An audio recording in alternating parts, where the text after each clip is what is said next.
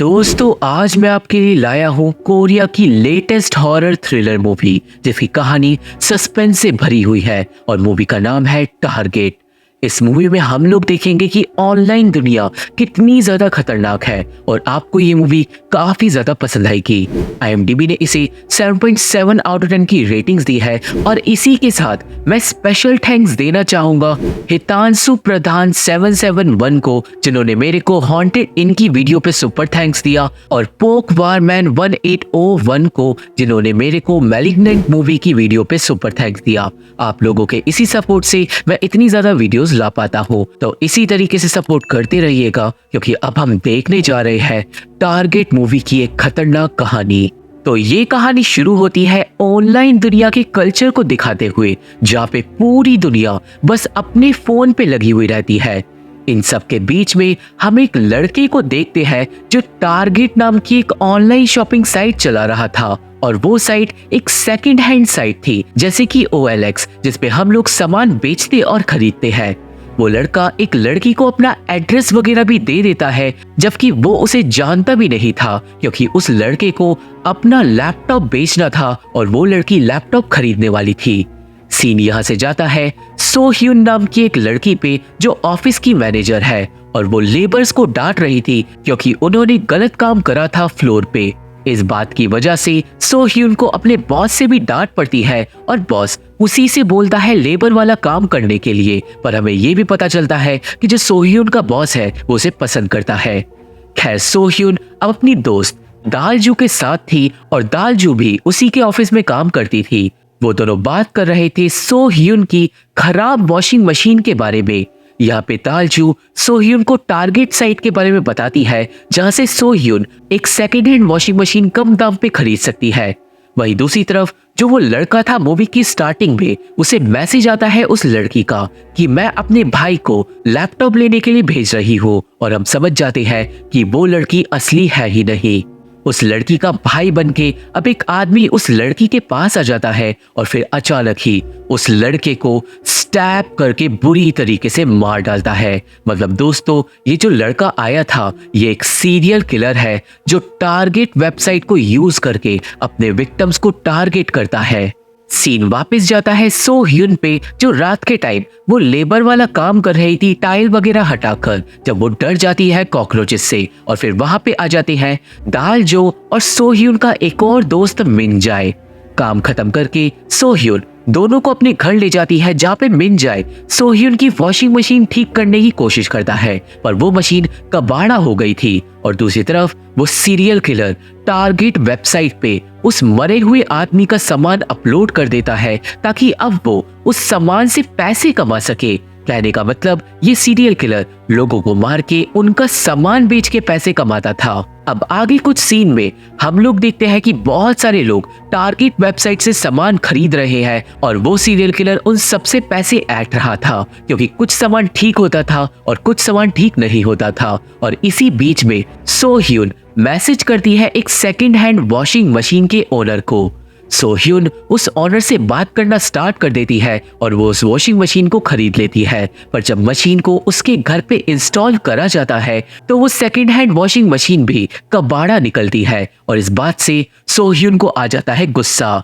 वो मशीन के ओनर से कांटेक्ट करती है पर अब वो फोन नहीं उठाता, और अब उस ओनर के खिलाफ सो ह्यून जाकर लिखवा देती है कंप्लेंट, क्योंकि उसे लग रहा था कि मशीन का ओनर कोई बड़ा स्कैमर है जो लोगों से पैसे ऐंठता है।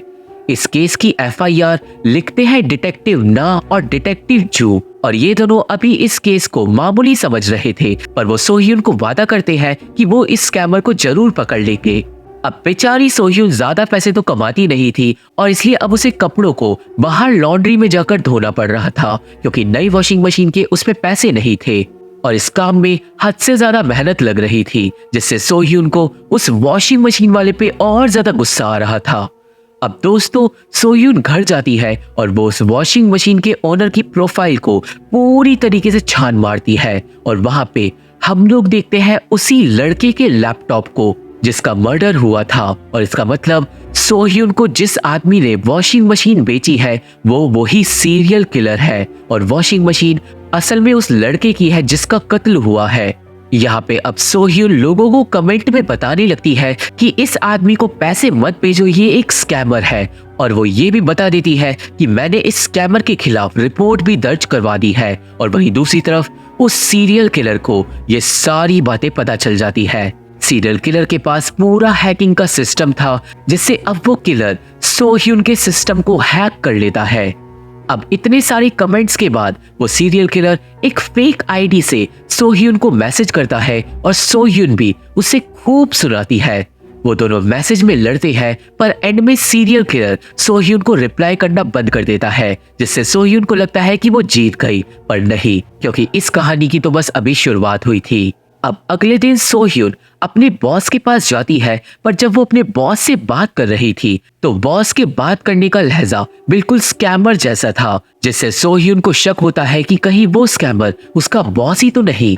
खैर, उस दिन सोह्यून को कॉल्स वगैरह आने लगती है, जिन पे कोई भी कुछ भी बात नहीं करता, और कुछ कॉल्स आती है जिसमें अजीब अजीब लोग बात कर रहे थे, जिससे सोह्यून परेशान हो जाती है। सोह्यून का फोन लगातार बजने लगता है और से बहुत सारे मैसेजेस भी अनजान लोगों से आने लगते हैं। और दोस्तों, ऐसा इसलिए हो रहा था क्योंकि उस सीरियल किलर ने सोह्यून की डिटेल्स को चुराकर अलग अलग वेबसाइट पे डाल दिया था। खैर, सोह्यून समझ गई थी कि वो स्कैमर उससे बहस कर रहा है, पर क्योंकि उसे स्कैमर की सच्चाई नहीं पता थी, तो वो भी स्कैमर से लगातार बहस करती रहती है और टारगेट वेबसाइट पे जाके सबको बोलती रहती है कि इस आदमी को पैसे कभी मत भेजना, जिससे वो अनजाने में सीरियल किलर से पंगे ले रही थी। अब उस रात को सोह्यून घर आती है तो कोई अनजान आदमी आ जाता है गेट पे। वो आदमी निकलता है एक डिलीवरी वाला, और दोस्तों, देखते ही देखते तीन डिलीवरी वाले खाना लेके उसके घर पे आ जाते हैं। और साफ सीधी बात थी कि सीरियल किलर सोह्यून को दर्शा रहा था कि मुझे तेरा एड्रेस भी पता है। नेक्स्ट डे वो अब जब ऑफिस जाती है तो वो गेट पे लिख देती है कि मेरे यहाँ पे कोई भी डिलीवरी वाला नहीं आना चाहिए, वरना पुलिस उसे पकड़ लेगी। आज सोह्यून फिर से डिटेक्टिव ना और जू से जाकर मिलती है और वो उन दोनों को अपनी सारी सिचुएशन बताती है कि कैसे वो स्कैमर उसे परेशान कर रहा है। और दोनों डिटेक्टिव्स बोलते हैं कि चिंता मत करो, हम लोग इन्वेस्टिगेट कर रहे हैं। अब सोह्यून की बातें सुनने के बाद डिटेक्टिव्स असली इन्वेस्टिगेशन स्टार्ट करते हैं और इधर उधर लोगों से बात करना स्टार्ट करते हैं। और वहीं दूसरी तरफ जब सोह्यून ऑफिस पहुंचती है तो उसे ऑफिस में किसी की प्रेजेंस फील होती है, जिससे अब सोह्यून डर जाती है। वो डिटेक्टिव्स को तुरंत आकर बुलाती है और कैमरा चेक करने पे डिटेक्टिव्स को कुछ भी नहीं मिलता, क्योंकि किसी ने कैमरे की फुटेज ही उड़ा दी थी। और अब डिटेक्टिव्स के सामने ही डिलीवरी वाले ऑफिस में भी आकर सोह्यून को सामान देने लगते हैं। और अब डिटेक्टिव इस केस को और ज्यादा सीरियसली लेंगे। उस रात को दालजो सोह्यून के साथ ही ड्रिंक करने के बाद जब घर जा रही थी तो वो सीरियल किलर उसी पे नजर रखे हुए था। अगले दिन सोह्यून एक मैकेनिक को देखती है जो वाटर स्प्रिंकलर्स को चेक करने के लिए आया हुआ था, जो बहुत ज्यादा अजीब बात थी क्योंकि उसके वाटर स्प्रिंकलर्स कभी खराब नहीं होते। खैर, इस बात पे ज्यादा ध्यान नहीं देते हुए सोह्यून ऑफिस जाती है, पर आज उसे अपने भाई का मैसेज आता है जो अचानक से ही उससे पैसे मांग रहा था। सोह्यून अपने भाई को पैसे देने ही वाली थी कि तभी वो पहले उसे फोन करके पूछती है कि वो सच में पैसे मांग रहा है या फिर नहीं, पर उसके भाई का नंबर बंद जा रहा था और इसका मतलब वो सीरियल किलर ही सोह्यून से पैसे मांग रहा था, वो भी उसके भाई का बंद नंबर यूज करके। सोह्यून अब घबराने लगती है और उस रात को उसे घर में आता है शोर। जब वो जाकर चेक करती है तो मेन दरवाजे का इलेक्ट्रिक लॉक अपने आप खुल गया था और एक आदमी गेट पर आकर बोलता है कि क्या तुम ही सोह्यून हो, क्योंकि मैंने तुम्हारे साथ इंटीमेट होने के लिए पैसे दिए हैं। जिससे सोह्यून समझ जाती है कि स्कैमर ने उसके इलेक्ट्रिक लॉक को भी हैक कर लिया है और वो रैंडम लड़कों को अब उसके घर पे भेज रहा था इंटीमेट होने के लिए। सोह्यून तुरंत अब डिटेक्टिव्स को फोन करती है, जिससे वो आदमी डर के वहां से भाग जाता है। पर अब सोह्यून को आता है एक बिना नंबर से मैसेज जिसमें लिखा हुआ था कि मैं आ रहा हूं तुमसे मिलने 5 मिनट के अंदर। सोह्यून के होश उड़ जाते हैं उस मैसेज को पढ़ते ही और वो 5 मिनट का टाइमर लगाकर बुरी तरीके से डरने लगती है। और टाइमर खत्म होते ही गेट फिर से अपने आप खुल जाता है और वहां पे आता है एक और आदमी। अब इससे पहले कुछ बुरा हो पाता, डिटेक्टिव जो वहां पर आ जाता है और उस आदमी की चटनी बनाकर उसे गिरफ्तार कर लेता है। अगले दिन पता चलता है कि वो आदमी भी बस सोह्यून के साथ इंटीमेट होने के लिए आया हुआ था, क्योंकि किसी अनजान नंबर ने उसे एड्रेस और पॉर्न वीडियो भेजी थी लालच देने के लिए। ये सुन के डिटेक्टिव जो उस आदमी की पिटाई करता है और फिर एक बार फिर से उस रात को सोह्यून को आता है बिना नंबर का एक मैसेज। वो सीरियल किलर अब सोह्यून को धमकियां दे रहा था कि उसका मरने का टाइम नजदीक आ रहा है, क्योंकि सीरियल किलर अब उससे खेल खेल कर बोर हो गया है। सोह्यून ये सारी बातें जाके डिटेक्टिव जू को बताती है और आज किसी तरह डिटेक्टिव जू उस स्कैमर की लोकेशन को ट्रेस कर लेता है। डिटेक्टिव जू और सोह्यून अब उस लोकेशन पे जाते हैं और वो घर निकलता है उस आदमी का जिसका कत्ल हमने देखा था, पर अब उस घर में कोई भी सामान नहीं था। बस कोने में एक कूलर रखा हुआ था जिसे खोलने पे सबके होश उड़ जाते हैं, क्योंकि उसमें थी उस आदमी की लाश। और अब यहाँ पे फाइनली सबके सामने आता है कि वो स्कैमर सिर्फ एक स्कैमर नहीं, बहुत बड़ा सीरियल किलर है। ये जानने के बाद तो सोह्यून और ज्यादा डिप्रेस्ड और डर जाती है, क्योंकि अब तो उसकी जान को खतरा था।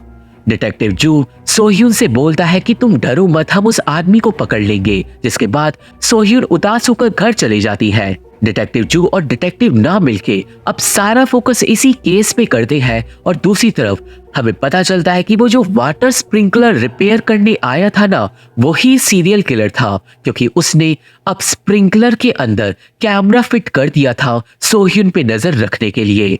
अब उस रात को सोह्यून को लगता है कि कोई उसके घर के अंदर घुस आया है और वो उसे अच्छे से चेक करती है, पर अंदर कोई नहीं था, जबकि उसे पूरी फीलिंग आ रही थी कि घर के अंदर कोई है, पर उसे कुछ नहीं मिलता। पर हम लोग समझ जाते हैं कि वो किलर अब उसके घर के अंदर भी घुस चुका है। और वहीं दूसरी तरफ एक और लड़की आती है डिटेक्टिव जू से मिलने के लिए, जिसका नाम था सू हुआन।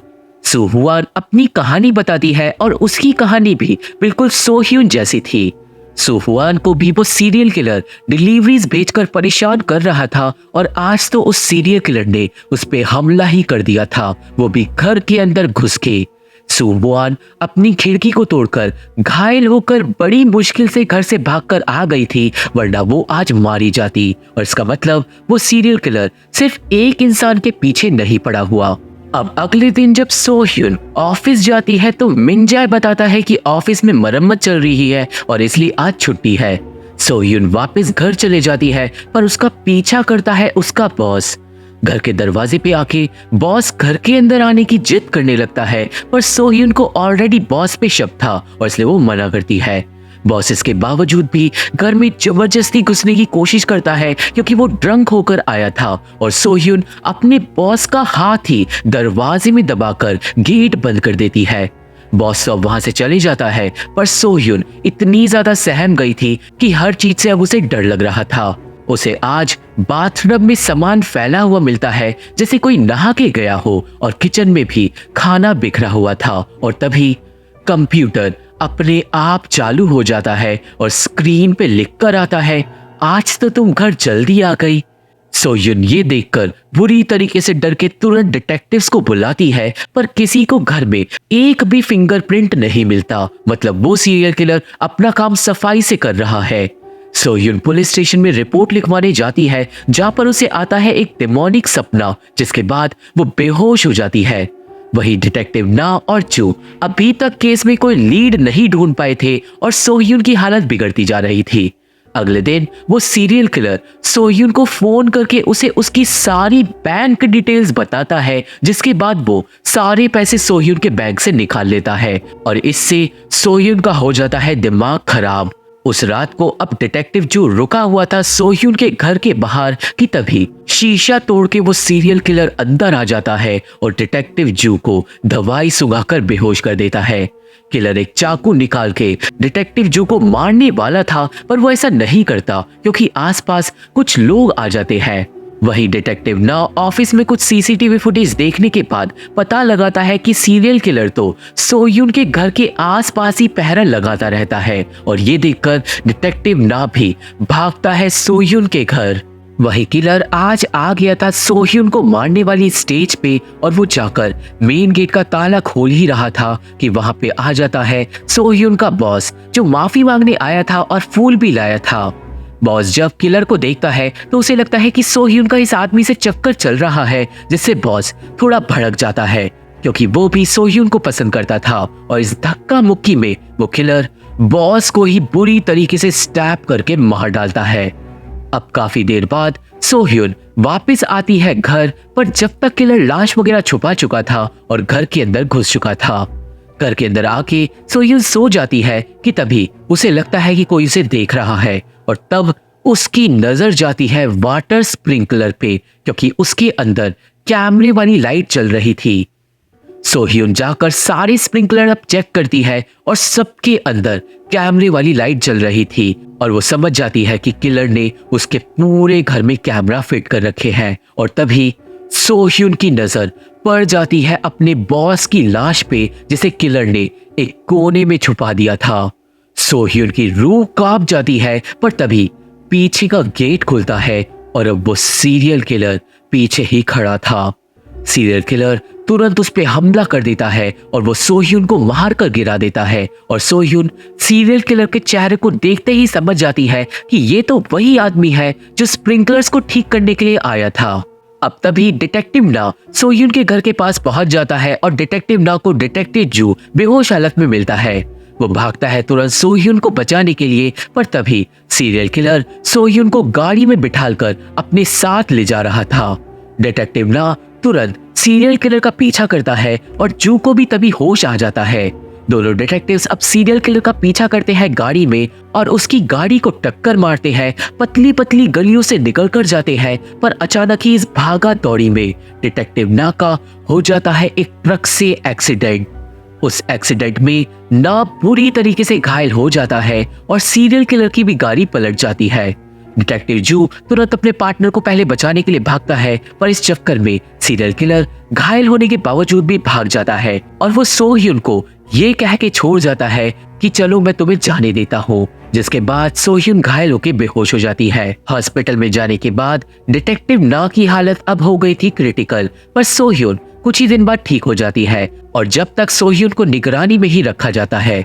सोह्यून के ठीक होने के बाद वो डिटेक्टिव जू से मिलती है और उसे पता चलता है कि डिटेक्टिव ना बच नहीं पाया, जिससे उसे बुरा लगता है क्योंकि उसकी वजह से बहुत लोग मर गए थे।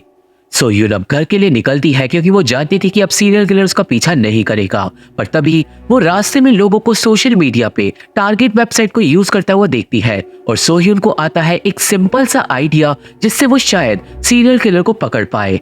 सोह्यून तुरंत वापस जाती है डिटेक्टिव जू से मिलने के लिए और अब वो करती है एक प्लान जिससे सीरियल किलर सामने आ ही जाएगा। वो दोनों अब जाकर टारगेट वेबसाइट पे बना लेते हैं एक फेक लड़की की प्रोफाइल और सीरियल किलर को चकमा देते हैं दाल जो की फोटो से। वो किलर को मैसेज करते हैं और शॉपिंग करते हैं और फिर एंड में सोह्यून टोपी और चश्मा पहन के किलर से सामान लेने जाती है। किलर भी आ जाता है, गाड़ी से निकलता है और सामान देने लगता है, पर किलर को कुछ शक होने लगा था कि दाल में कुछ काला है। इस बात की भनक सोह्यून को भी लग जाती है कि शायद किलर समझ चुका है और इसलिए वो टॉयलेट के बहाने जाकर डिटेक्टिव जू को फोन करती है, पर तभी किलर वहां पे आ जाता है और सोह्यून को मारकर बेहोश करके अपने साथ ले जाता है। बेहोश सोह्यून को सीरियल किलर उसी की ऑफिस बिल्डिंग में जाकर पटक देता है और वो डिटेक्टिव जू के आने का इंतजार करने लगता है। पर थोड़ी देर बाद सोह्यून को जब होश आता है तो जाकर खुद को बालकनी पे लॉक कर लेती है। सोह्यून डिटेक्टिव को भी फोन करके बताती है कि कहां पर उसे आना है, पर तभी किलर एक कुल्हाड़ी से खिड़की तोड़कर बाहर आ जाता है। किलर बोलता है कि मैंने तुम्हें जिंदा छोड़ दिया था और तुमने मेरे पास वापस आकर बहुत बड़ी गलती कर दी है। किलर अब सोह्यून को मारने ही वाला था कि एंड टाइम पे डिटेक्टिव जू आकर सोह्यून को बचा लेता है और किलर से लड़ने लगता है। लड़ाई में दोनों ही लोग एक दूसरे को पटक पटक के मारते हैं, चाकू से स्टैब करते हैं और एंड में सोह्यून एक ऑटोमेटिक कील ठोकने वाली मशीन से किलर के अंदर कील ठोक देती है। किलर अभी भी नहीं मरता और वो जू को अलग कर कर मारने के लिए भागता है सो ह्यून को। पर तभी डिटेक्टिव जू आता है और किलर को लेके बालकनी से बाहर सीधा गाड़ी पे गिरता है। गाड़ी पे दोनों ही लोग अब घायल होने के बावजूद भी लड़ते रहते हैं, पर किलर डिटेक्टिव जू को चाकू से स्टैब करके मारने वाला था। पर एंड टाइम पे आती है सो ह्यून जो किलर का हाथ पकड़ लेती है कसकर, जिससे डिटेक्टिव जू को टाइम मिल जाता है और वो किलर का गला दबाकर उसे फाइनली मार डालता है। ये मर्डर स्टोरी फाइनली सॉल्व हो जाती है और कुछ दिन बाद सो ह्यून वापस नॉर्मल रूटीन पे पहुंच गई थी, पर अब वो अच्छी तरीके से समझ चुकी थी कि इंटरनेट की दुनिया कितनी ज्यादा खतरनाक है। हम लोग एक बार फिर से सारी दुनिया को इंटरनेट पे सर्फ करता हुआ देख पाते हैं और हम लोग समझ जाते हैं कि किस तरीके से हम हर रोज कितनी ज्यादा अपनी डिटेल्स पूरी दुनिया को शेयर करते रहते हैं, जिसमें बहुत ही ज्यादा खतरा है और इसलिए हम लोगों को भी सावधान रहना चाहिए। और इसी के साथ ये मूवी खत्म हो जाती है, पर मैं बताना चाहूंगा कि ये मूवी एक असली घटना से इंस्पायर्ड है, जिसमें सीरियल किलर ऑनलाइन मार्केटिंग को यूज कर लोगों को मार रहा था। इतना ही नहीं, इस मूवी की शूटिंग जब ही चल रही थी जब वो सीरियल किलर लोगों को मार रहा था, और जब शूटिंग खत्म भी नहीं हुई थी तो उस सीरियल किलर को पुलिस वालों ने फिलीपींस के अंदर जाकर पकड़ लिया था। तो ये था एक इंटरेस्टिंग फैक्ट जो आपको पसंद आया होगा। तो ये थी एक्सप्लेनेशन टारगेट मूवी की, और मुझे आशा है कि आप सभी को ये मूवी समझ आ गई होगी और मेरी वीडियो पसंद आई होगी। ये मूवी देखनी है तो मेरा टेलीग्राम चैनल ज्वाइन करना होगा, जिसका लिंक डिस्क्रिप्शन बॉक्स में मौजूद है। लिंक काम ना करे तो टेलीग्राम पे जाके मेरे चैनल का नाम डाल देना, तो आपको चैनल मिल जाएगा। मेरे फेसबुक पेज का लिंक और बाकी social media link description box में मौजूद है। तो अगर आप लोग मेरे से जुड़ना चाहते हो और मेरे से बात करना चाहते हो तो आप लोग मेरे को वहाँ पे फॉलो जरूर कर सकते हो। वीडियो पसंद आई हो तो मेरे इस चैनल को और मेरे सेकंड चैनल को तुरंत सब्सक्राइब कर दो, क्योंकि इन्हीं चीज़ से मेरे को हेल्प मिलती है। और मैं आप लोगों से मिलता हूँ अपनी अगली वीडियो में, तब तक के लिए थैंक यू, बाय बाय।